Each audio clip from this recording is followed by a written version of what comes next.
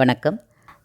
அற்புதமான திருவாசகத்தை கொடுத்த மாணிக்க வாசகரை பற்றி சில விஷயம். அதாவது மாணிக்க வாசகர் முதல்ல பாண்டிய மன்னரின் மந்திரியாகத்தான் இருந்திருக்கிறாரு.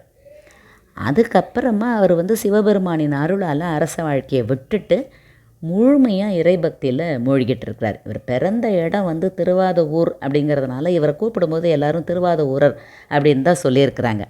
இன்னொரு விஷயம் என்னென்னா, இவர் பாட இறைவன் எழுதியதுன்னு தெரியும். இந்த இறைவன் எழுதுறது பெரிய விஷயம் இல்லை. அவர் ஒவ்வொரு பாடலையும் முடிச்சிட்டதுக்கு பிறகு என்ன கீழே எழுதுறாருனா, திருவாத ஊரர் பாடியது அப்படின்னு சொல்லி எழுதுறார்.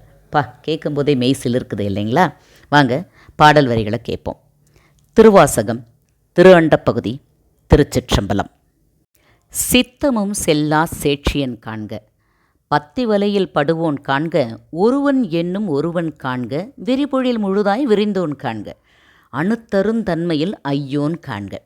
அதாவது மனசுக்கும் எட்டாத அந்த உயர்ந்த இறைவன் எப்படின்னா, சொல், சிந்தனை, அறிவு எல்லாவற்றையும் கடந்தவனை அனுபவத்தால் மட்டும்தான் அறிய முடியும் அப்படிங்கிறார். ஆனால் இந்த உண்மையான பக்தின்னு ஒன்று இருந்ததுன்னா அவன் தானே சிக்கிக்குவானா.